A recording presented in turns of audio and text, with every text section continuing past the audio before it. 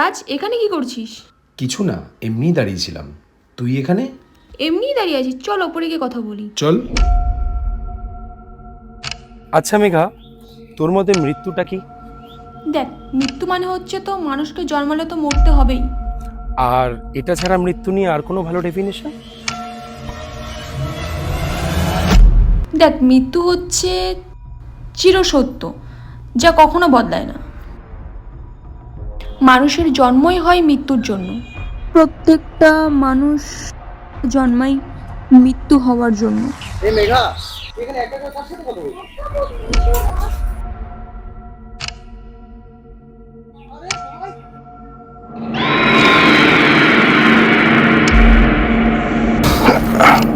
কি বলছিলি? ওরে বাবারে, ভূত ভূত ভূত, পালা পালা পালা